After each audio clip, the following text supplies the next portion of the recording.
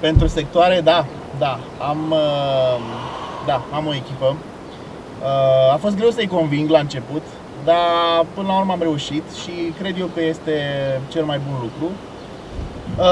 Am la fiecare sector cât un membru al...